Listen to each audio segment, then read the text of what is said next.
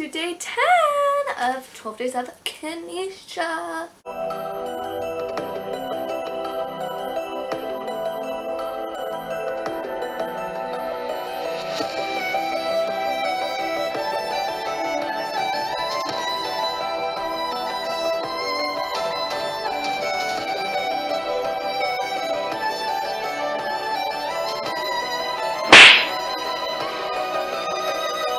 So in today's video, I'm going to be talking about the problem with gift giving, because there's a lot of things wrong with gift giving and people have lots of problems with it.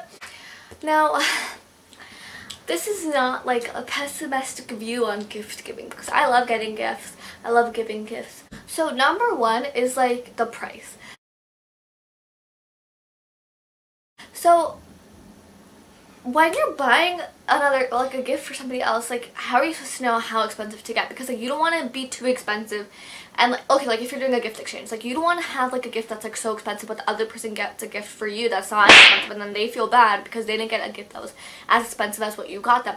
So you kind of have to guess the price of what they're gonna gift you. If it's your first gift exchange with that person, then it's kind of difficult if you've never gotten a gift from them before, because how are you supposed to know what their price point is going to be, what's their budget.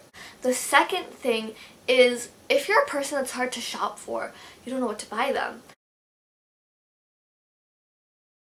If you are doing a gift exchange with someone who's difficult to shop for and you don't really know them super well, what are you supposed to get them? And you're not allowed to get gift cards. Let's just say you're not allowed to get gift cards for this other person, and they haven't told you what they wanted. You don't really know them that well. You're not best friends with them. You've not known them for a really long time. So what are you supposed to get them? Because I feel if you want to get a good gift, do you want to get them home decor? I feel that's always a safe route if they own their own house. But if you're a teenager and you're doing a gift exchange, they obviously don't own a house. They literally have their room, so you can't really get their own home decor. I feel gifts, if you're giving a gift, you don't want it to look tacky or that it's inexpensive, you didn't want to pay much money just because it's a person that you don't really know that well. You never want it to look like that. The third thing is then buying gifts for people that you've known forever.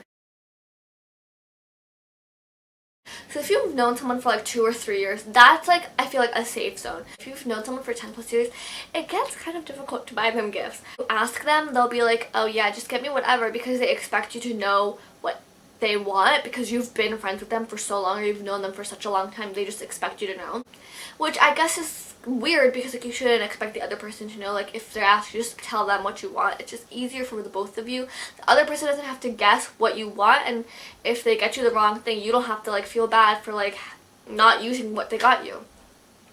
That's a thing. If you know someone for too long, you know what they like and what they don't like, but typically they'll have what they already like, so it's kind of difficult to buy something that they don't have because they have everything that they need. And speaking for myself, if one of my best friends asks me, oh, what do you want, I don't want to be oh yeah, I want this, expensive thing. I'm not going to ask them for that. I'll ask my parents but I won't ask them that, even though I've known them for such a long time. And if my friends ask me oh, what do you want for a Christmas gift, I feel I'll just be I even would say oh yeah, just get me whatever. It doesn't really matter, because I don't want them to spend a lot of money, and not that I have expensive taste, but I would generally say oh, just get me skincare or something like that, because that's what I would use. I know what I would use. And so sometimes if you've known someone for a really long time, you kind of have to guess, but at the same time you know what they would use, but then they also have already what they would use. So is there any point in wasting money getting something that they already have? So the fourth thing is matching the gift. Let's say you're not doing a gift exchange, but so your friend got you a Christmas gift or a gift for the holidays, whatever you celebrate. So your friend got you a gift, and then you didn't buy their gift yet, but you have to match their gift. It's kind of difficult, I would say, to match the other person's gift, because number one, who leaves price tags on their gifts? Number two, if you know the product, if it's a face mask, you can probably guess it's not that expensive. If it's something you can't guess the price of, this I guess is a theory or a hypothetical question. It's or no, a theoretical question? Is that what it's called? I don't know. It's either hypothetical or theoretical question. It's if somebody gets me something that's looks really expensive, do I have to match that price? Like, I know I shouldn't go above that price, but do I have to match it? I also shouldn't go like extremely below that price, but do I have to match that price? Is it necessary to match that price, or is that just like a fear that like, oh, if we don't match that price it looks bad?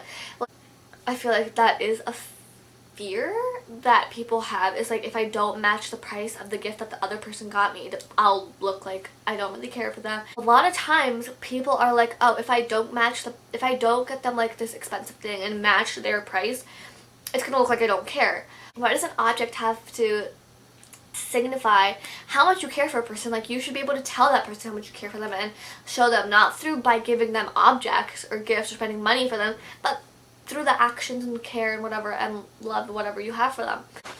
The fifth thing about gift giving that is like weird to me, I guess this video is like 5 things.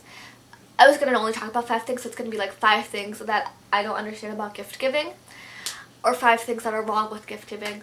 So the fifth thing that I think is wrong with gift giving is, well, I had it in my head and now I forgot. Let me backtrack a little bit in my brain. Literally, I forgot. I literally had it in my head. I can't believe I just forgotten it. This is what happens when your brain works at like 100, 200 miles per hour. So the fifth thing that I don't understand, or like that's wrong with gift giving, is like, why can't we give practical gifts? I don't go out of my way like to find that in my, like, if I have to buy a gift for a friend, I'm not gonna go out of my way and be like, hey, like, if there's something that you definitely need in your life to fix a small problem, like, you know, you don't have, I don't know, like, you don't have a nice hat for the winter time, like, or I would be like, I never go out of my way to be like, yeah, do you not have any like winter stuff, like a winter hat or anything? Like, I could get you that for, you know, Christmas. Like, I'm not gonna do that, but at the same time, is it wrong to find a problem in somebody's life that can be fixed by a gift that you would give them? I feel like it is, because the stigma is that you should buy gifts that aren't, like, you should buy, not that aren't practical, but like, you should buy gifts not for the purpose of, I bought this gift because it's practical, but it should be a gift that is practical, but you didn't buy it for the purpose that it is practical. That probably made no sense, oh my god.